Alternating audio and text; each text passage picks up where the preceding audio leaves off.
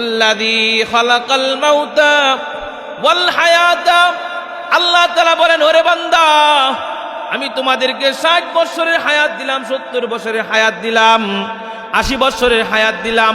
কেন দিলাম জানোনি? লিয়াবলুয়াকুম, আমি যাতে করে তোমাদেরকে পরীক্ষা করতে পারি। কিসের পরীক্ষা? আইয়ুকুম আহসানু আমালা, কার আমল কত সুন্দর। 60-70 বছর হায়াত পাওয়ার পরে কোন মানুষটা আমলকে সুন্দর করেছে, রাসূলের সুন্নাত দ্বারা নিজের দেহকে সাজাইছে, রাসূলের আদর্শ দ্বারা নিজের পরিবারকে সাজাইলো, রাসূলের সুন্নাত দ্বারা নিজের সমাজকে তৈরি করেছে, নিজের পরিবারকে রাসূলের আদর্শ দ্বারা সাজাইছে। এই 60-70 বছর হায়াতের জিন্দেগি আল্লাহ রাসূলের বিধান মতো তুমি পরিচালনা করলা নাকি? জন্য নির্দিষ্ট একটা মেয়াদ দিয়া দিছেন, তাহলে এই নির্দিষ্ট মেয়াদের চাইতে 1 সেকেন্ড বেশিও হবে না, কমও হবে না।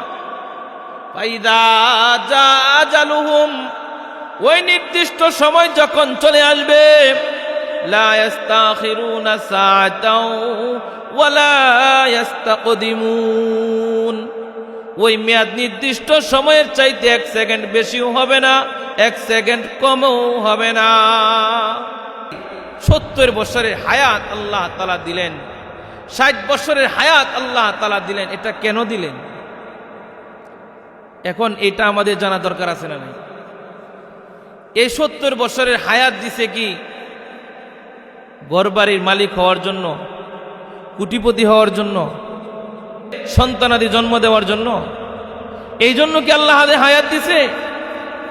আল্লাহ তাআলা এই 60-70 বছরের হায়াত দিয়েছেন কেন?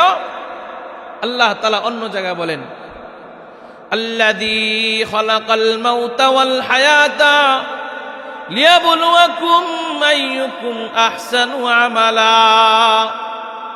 আল্লাহ তাআলা বলেন, আল্লাযী খালাকাল মাউতা ওয়াল হায়াতা, আল্লাহ তাআলা বলেন, আমি মৃত্যু সৃষ্টি করেছি, ওয়াল হায়াতা, হায়াত সৃষ্টি করলাম। মুফাসসিরিন ইকরাম তাফসীরের কিতাবের ভিতরে লেখেন, আয়াতে কারিমা আল্লাহ তাআলা মৃত্যু শব্দটা আগে কেন আনলেন, তারপরে হায়াত কেন আনলেন? কারণ আপনি আমি সর্বপ্রথম জীবিত ছিলাম না মৃত ছিলাম?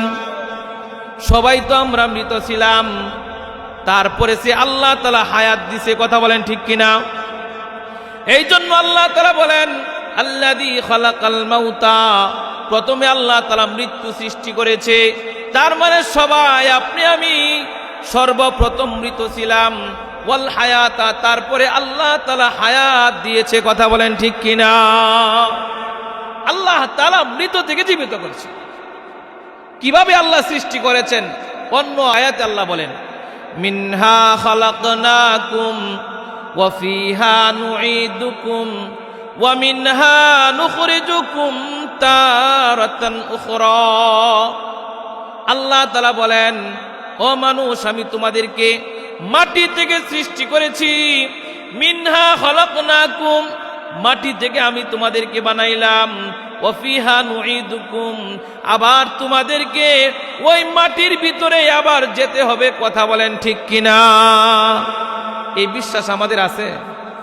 সবাই বিশ্বাস করেন যে মাটি থেকে আল্লাহ বানাইছে, আবার মাটিতেই যেতে হবে? এই কথাটা আমরা সবাই বিশ্বাস করি। কারণ মরণকে সবাই বিশ্বাস করে।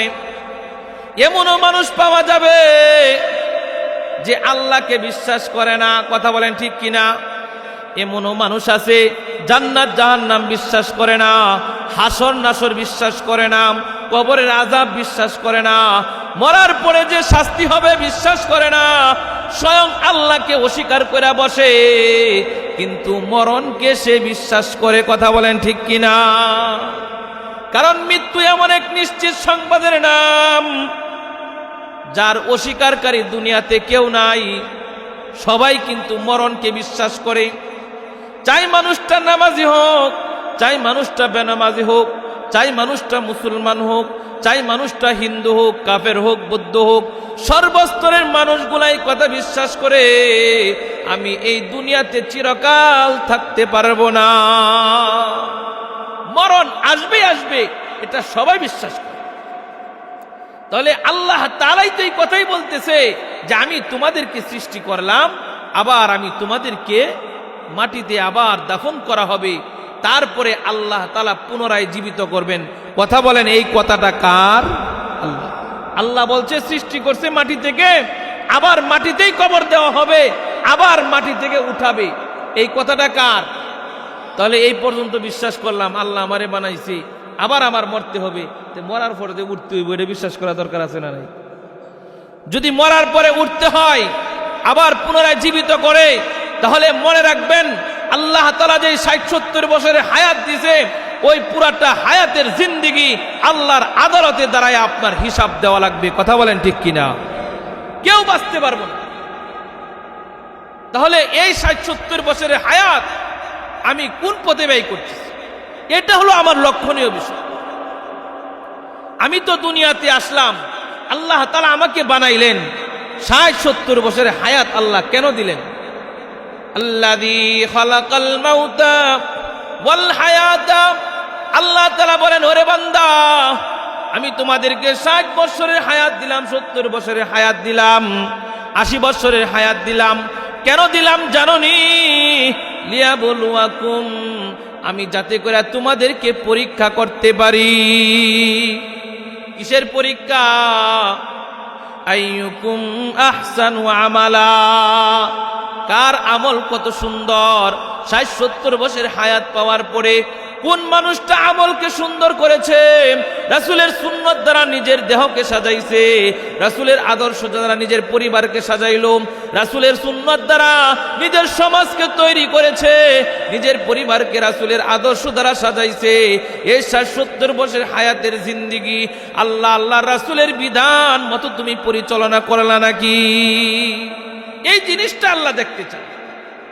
৬০-৭০ বছর হায়াত পাওয়ার পরে যেই লোকটা রাসূল সাল্লাল্লাহু আলাইহি ওয়াসাল্লামের সুন্নাত দ্বারা নিজের ৩.৫ হাত বডিকে সাজাইল, ওই লোকটাই হলো ভাগ্যবান, ওই লোকটাই হলো আল্লাহর কাছে দামি, ওই লোকটাই হলো জান্নাতি।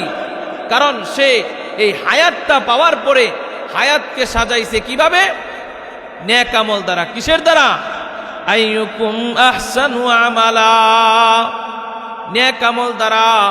যেই বান্দা হায়াতটাকে সাজাইলো, ৬০-৭০ বছরের হায়াত পাওয়ার পরে যেই লোকটা জীবনে কোনোদিন নামাজ ছাড়ে নাই, যেই লোকটা জীবনে কোনোদিন মিথ্যা বলে নাই, যেই লোকটা জীবনে কোনোদিন মানুষকে গালমন্দ করে নাই, যেই লোকটা হায়াত পাওয়ার পরে, ক্ষমতা পাওয়ার পরে অন্যের উপরে জুলুম করে নাই, নির্যাতন করে নাই, যেই লোকটা টাকা পয়সা মালিক হওয়ার কারণে অহংকার করে নাই, যেই লোকটা দুনিয়ার জিন্দেগিতে তার হায়াতটা কোরআন এবং সুন্নাত দ্বারা সাজাইলো, ওই লোকটা আল্লাহ তাআলার কাছে শ্রেষ্ঠ। কথা বলেন ঠিক কিনা? ওই হইল আশরাফুল মাখলুকাত। মানুষ হইলেই কি শ্রেষ্ঠ হয়ে যাবে?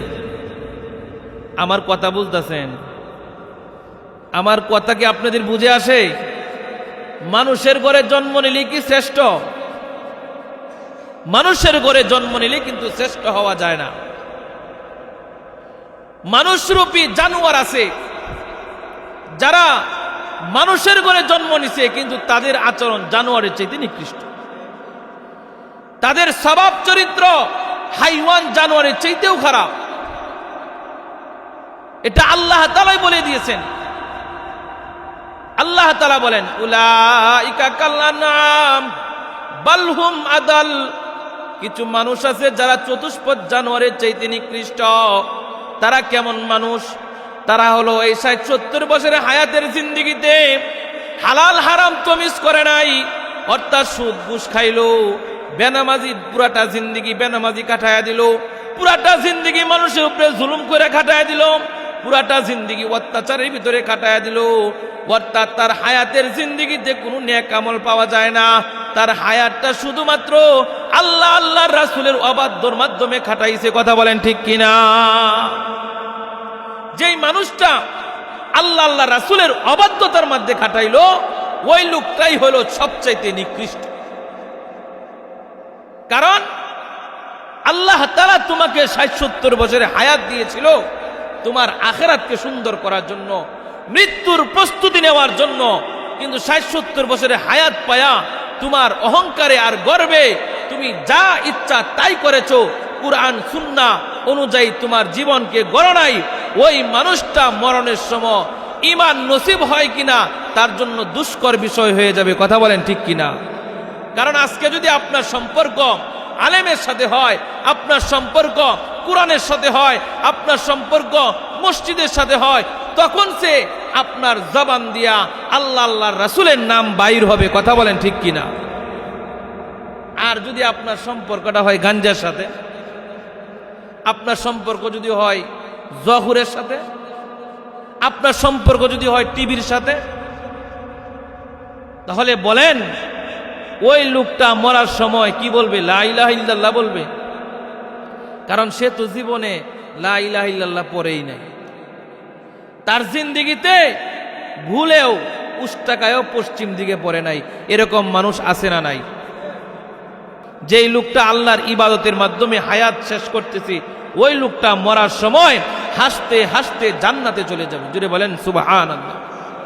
আর যেই লোকটা হায়াত পাওয়ার পরে সে আল্লাহর ইবাদতের মধ্যে খাটাই নাই, ওই লোকটা মরার সময় আফসুস আর আফসুস করবে, কি করলাম কি করলাম। তার আফসুসের কোনো সীমা থাকবে না। এই জন্য এখানে যারা উপস্থিত আছেন, আমি সকলকেই বলবো, মাটির উপরে থাকা কালীন আপনি আল্লাহর কাছে রুনাজারি করেন। আল্লাহর ইবাদত দ্বারা আপনি ঘরকে সাজান, আল্লাহর ইবাদত দ্বারা আপনি পরিবারকে সাজান, আল্লাহ কুরআন ও সুন্নত অনুযায়ী আপনি জীবনটাকে গড়ান। এই ছোট্ট জীবন শেষ হয়ে যাইতেছে, এই জীবনটাকে আপনি রাসূলের আদর্শ দ্বারা সাজান। কিন্তু মাটির উপরে থাকলে সাজানো সম্ভব, কবরে গেলে কি সম্ভব? কবরে গেলে সম্ভব। আল্লাহ তাআলা আপনাকে আমাকে দুনিয়ার জমিনে পাঠাইলেন, আইয়ুকুম আহসানু আমালা। আল্লাহ তাআলা দেখতে চান কার আমল কত সুন্দর। যার আমলটা যত বেশি সুন্দর হবে, আল্লাহ তাআলার কাছে সেই ব্যক্তিটা তত বেশি দামি হবে।